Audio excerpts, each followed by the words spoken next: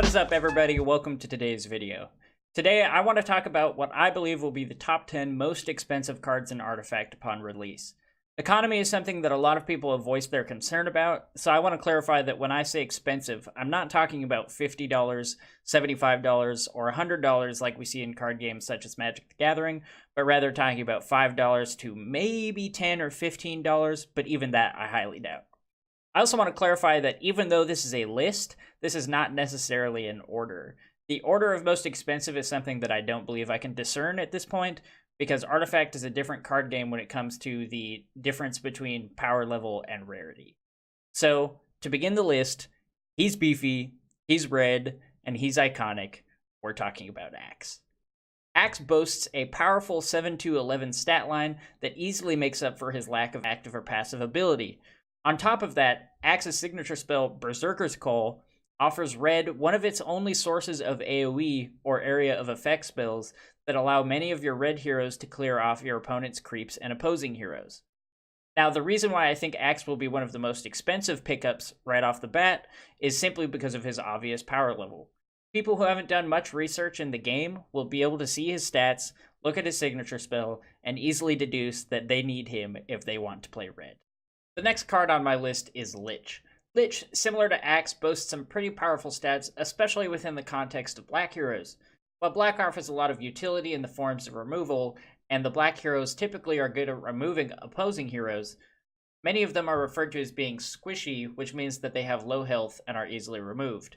Lich, of course, sets himself apart in this regard, boasting a combined total of 14 stats, with 9 of that coming from his health.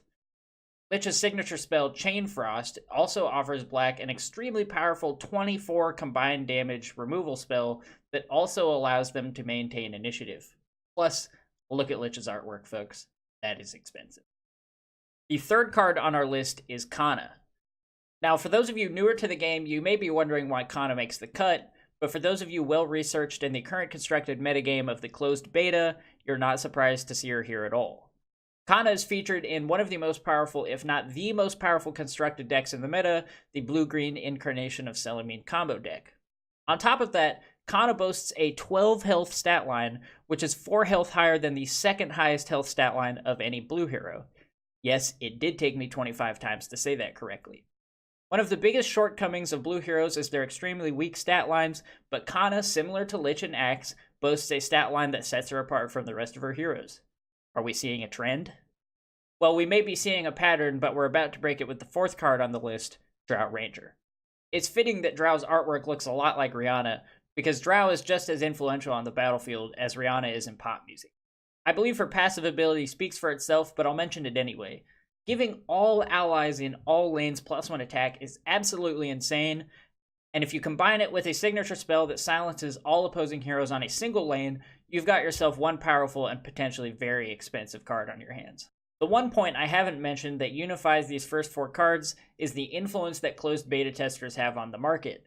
While it's borderline impossible for us to guess how much each individual card will be, most closed beta testers will agree that these are the 4 most powerful heroes within their own respective colors.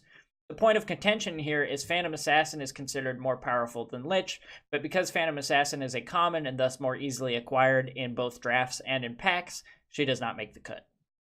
Now, I've only included 4 heroes on this list because I believe that the rest of these cards will not only match or exceed the price of the heroes, but also require more copies.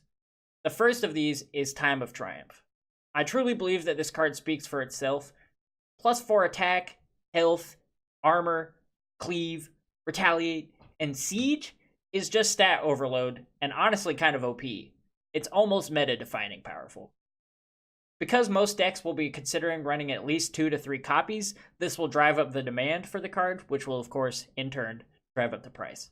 The only other spell I have on this list is Annihilation.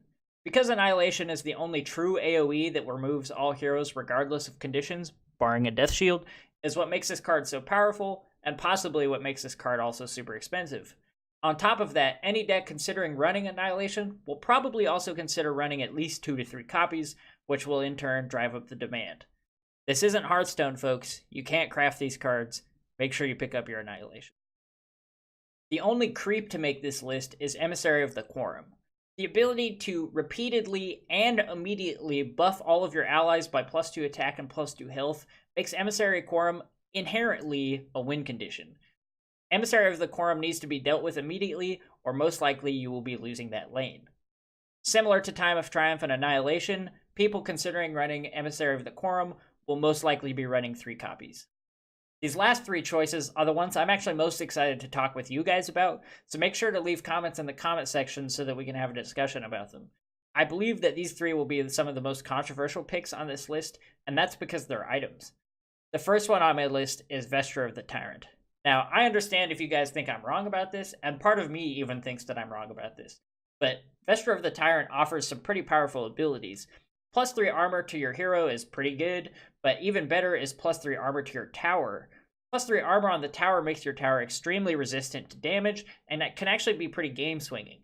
Of course, the solution to this is to kill the hero that has the Vesture equipped to it, but that's not so easy when the hero also gains rapid deployment from the Vesture of the Tyrant, allowing you to deploy it the turn immediately after it's killed. The second to last card we have on this list is Horn of the Alpha. I think that in a vacuum this card is extremely powerful, but the 25 gold can seem pretty spendy. However, I think decks such as Black-Red Econ or Blue-Black Econ will be able to accelerate to a Horn of the Alpha very early, which will mean that your opponent is facing down a 14/14 Siege 6 creep by turn 2 or 3. I think that this card is probably very niche, and only Econ decks will be able to successfully and reliably use this card, but when they do, it will be game-changing. Last, but certainly not least on this list of cards, is Blink Dagger. Now, prior to Blink Dagger, every card has been rare, but I don't think that will be a factor considering how powerful Blink Dagger really is. Coming in at a measly 7 gold, Blink Dagger offers more than the average item, most notably the ability to move your heroes cross lane. Mobility in Artifact is few and far between, and players often have to rely on clunkier methods of mobility such as Town Portal Scroll, or simply having their heroes die. Blink Dagger lets you do this with ease, having a short cooldown of 2 rounds, and offering the additional bonus of +2 attack. Now, my reasoning for Blink Dagger being one of the most expensive cards in the game is simply that I believe it will be in the top 2 most used items in the game, falling short only to something like Stonehulk.